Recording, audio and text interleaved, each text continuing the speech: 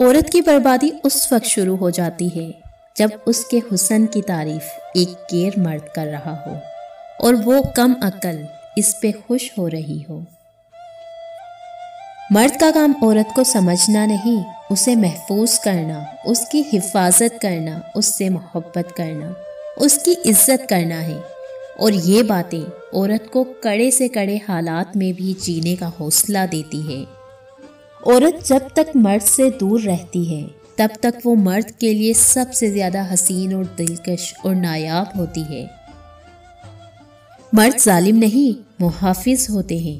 عورت گھر کے اندر رہ کے کام کرتی ہے اور اتنا تھک جاتی ہے، پھر وہ عورت کو کچھ دیر آرام کا موقع بھی مل جاتا ہے، پر مرد گرمیوں کی جلتی ہوئی دھوپ میں بھی کام کرتا ہے۔ جب اس کے گھر کے لوگ دن کو پنکھے کی ہوا میں آرام کرتے ہیں، پر مرد بیچارہ ان کی آسائش کے لیے گرمی میں جل رہا ہوتا ہے۔ اللہ سب کے باپ، بھائی، شوہر، بیٹوں کو زندگی دے۔ مرد ظالم ہوتا ہے، مرد حاکم ہوتا ہے، مرد خود کو عورت کا خدا سمجھتا ہے۔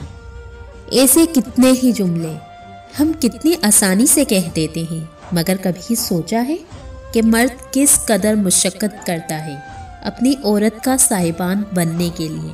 اسے معاشرے کی سرد و گرم سے بچا کے رکھتا ہے، اپنا آپ مارتا ہے، کماتا ہے اور اس پیسے سے اپنے گھر کی عورت کے لیے دنیا کی ہر سہولت خریدتا ہے۔ قدر کریں اس کی جس کی وجہ سے آپ ایک محفوظ چھت کے نیچے بیٹھ کر ایک آسائش بھری زندگی گزار رہی ہیں۔ مرد کی محبت دانت کے درد کی طرح ہوتی ہے، جب وہ کرتا ہے ایسی شدت سے کرتا ہے، اور جب وہ خاموش ہوتا ہے تو ایسا لگتا ہے اس نے کبھی محبت ہی نہیں کی۔